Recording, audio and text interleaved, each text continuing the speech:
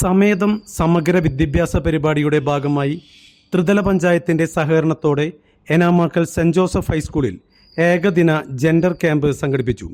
എനാമാക്കൽ saint Joseph high school, Padoor Vanivilasam school, Thoykkavu RCUP school എന്നിവിടങ്ങളിൽ നിന്നുള്ള വിദ്യാർത്ഥികളും ക്യാമ്പിൽ പങ്കെടുത്തു.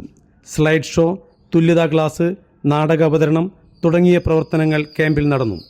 മുല്ലശ്ശേരി ഉപജില്ലാ വിദ്യാഭ്യാസ ഓഫീസർ ഷീബ ചാക്കോ ക്യാമ്പ് ഉദ്ഘാടനം ചെയ്തു. ജില്ലാ റിസോഴ്സ് പേഴ്സൺമാരായ ഷംല കരീം, CC ജിഷ എന്നിവർ പഠന ക്ലാസുകൾക്ക് നേതൃത്വം നൽകി. PTA പ്രസിഡന്റ് ജോസ് വാവേലി യോഗത്തിൽ അധ്യക്ഷനായി. Gender programme coordinator CV Subhash, അധ്യാപകരായ ജിസി പോൾ, സോഫി റാഫി, VP അനില എന്നിവർ സംസാരിച്ചു. ക്യാമ്പിൽ പങ്കെടുത്ത വിദ്യാർത്ഥികൾക്ക് ട്രോഫികളും സർട്ടിഫിക്കറ്റുകളും വിതരണം ചെയ്തു.